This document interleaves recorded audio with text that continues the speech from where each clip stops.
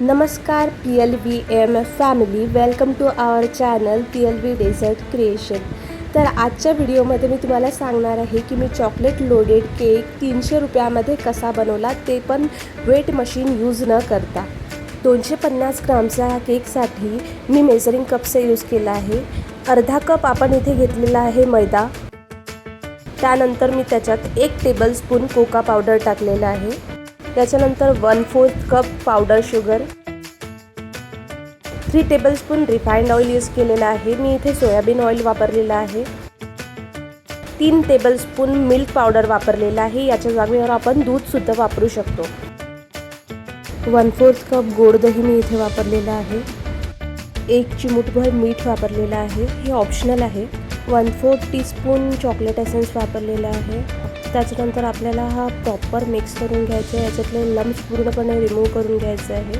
थोडं थोडं करून दूध किंवा पाणी ॲड करत मिक्स करत राहायचं आहे, स्टर करत राहायचं आहे आणि लम्स पूर्णपणे रिमूव्ह होतपर्यंत याला मिक्स करायचं आहे. ओव्हर मिक्स नाही करायचं आहे, त्याच्यामुळे आपला केक बसू शकतो.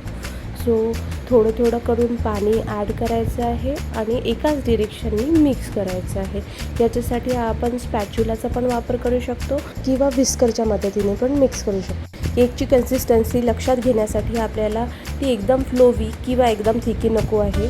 केक बॅटरची कन्सिस्टन्सी आपल्याला रिबन कन्सिस्टन्सी पाहिजे आहे. तर प्रॉपर मिक्स झाल्यानंतर त्याच्यात आपण 1/2 टीस्पून बेकिंग पावडर टाकला आहे, 1/4 टीस्पून बेकिंग सोडा टाकलेला आहे आणि त्याला ॲक्टिवेट करण्यासाठी थोडं पाणी ॲड करून त्याला मिक्स करायचं आहे. एकाच डिरेक्शनने ओव्हर मिक्स करायचं नाही आहे. तयार केलेलं बॅटर मी एका केक टिनला ऑइल ग्रीस करून घेतलेलं होतं आणि त्याच्यामध्ये मैदा डस्ट करून घेतला होता आणि त्यामध्ये मी हे बॅटर ओतून घेतलं आणि त्याचा टॉप मी चाकूच्या मदतीने फ्लॅट करून घेतला. केक बेक व्हायला आपल्याला साधारणतः 25 ते 30 मिनटं लागतात आणि केक आपल्याला बिलकुल कमी फ्लेमवर बेक करायचं आहे. केक बेक झालेला आहे की नाही हे चेक करण्यासाठी टूथपिक टाकून बघायचं आहे. टूथपिक क्लीन आली तर केक कम्प्लिटली बेक झालेला आहे. डेकोरेशनसाठी मी इथे 3/4 कप व्हिपिंग क्रीम वापरलेली आहे.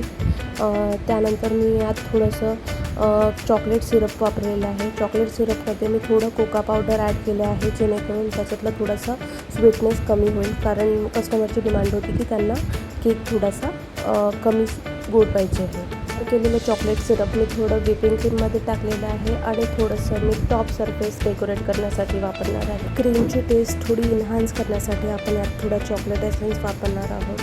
मी जवळपास इथे 1/4 टीस्पून चॉकलेट एसेन्स वापरलेला आहे आणि व्हिपिंग क्रीम आपल्याला स्टिफ फिक्स येतपर्यंत चांगल्या पद्धतीने बीट करून घ्यायची आहे. आपली क्रीम प्रॉपर बीट झालेली आहे, टेक्स्चर छान आलेलं आहे. बस आपल्याला परफेक्ट अशी स्विफ्ट क्रीम पाहिजे.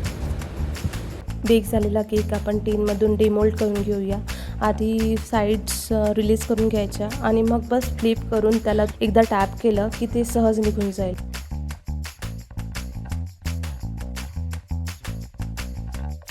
केकवर आलेला डोम शेप आपण थोडा कट करून घेऊया, ज्यामुळे केकची आयसिंग करताना क्रम कोटिंगमध्ये सर्व क्लिअर होईल. हा डोम शेप आलेला पार्ट यूज करूनच मी एक जार केक तयार केलेला आहे आणि तो जार केकची रेसिपी पण मी तुम्हाला याच व्हिडिओमध्ये दाखवलेली आहे. स्पॉन्जच्या मी 3 इक्वल लेयर्स करून घेतलेले आहे. या लेयर्स आपण चाकू किंवा धाग्याच्या मदतीने सुद्धा करू शकतो.